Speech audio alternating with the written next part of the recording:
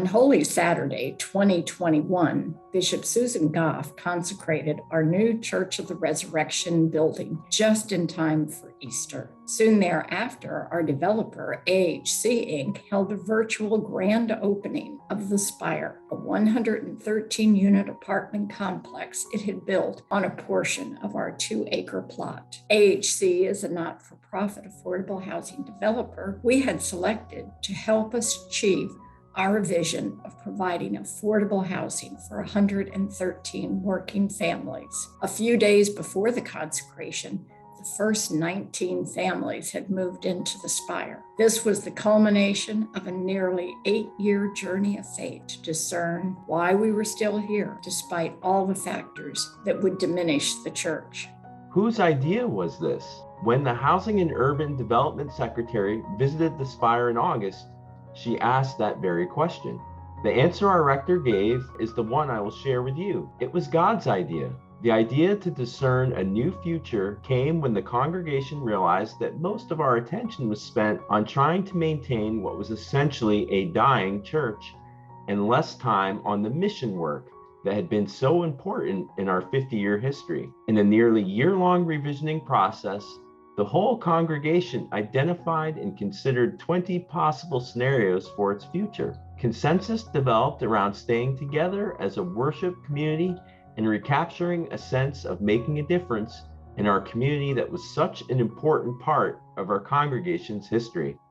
The most radical of the scenarios was to use our property to build affordable housing for working families, an urgent need in the city of Alexandria.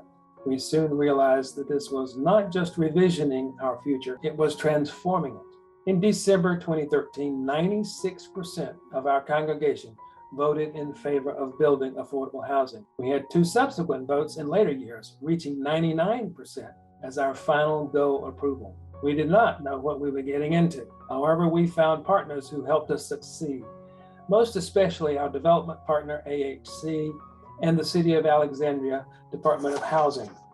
The city, the bishop, and the Diocesan Standing Committee all gave us the permissions that we needed to proceed.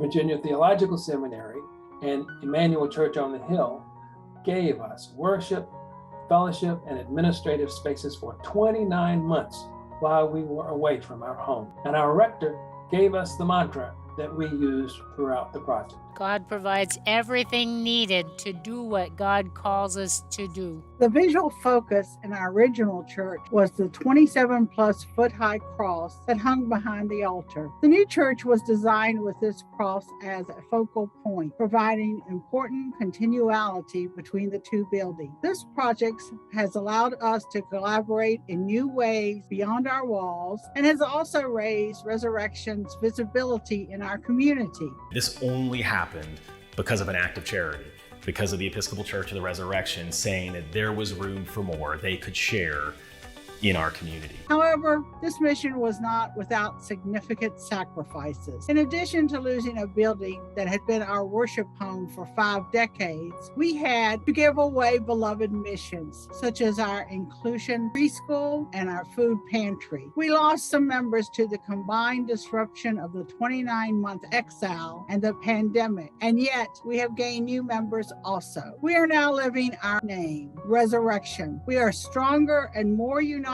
from accomplishing this difficult mission together. However, we know that this was a faith journey of living into our mission statement to do God's work by using our hands, voices, and hearts in the community and the world. It just makes so much sense that the Episcopal Church of the Resurrection would give birth to something that rises fresh from the ground. 113 new homes for the people that live in Alexandria. Resurrection's accomplishment is an example of what a church can do when it truly works together to achieve a mission God has given it.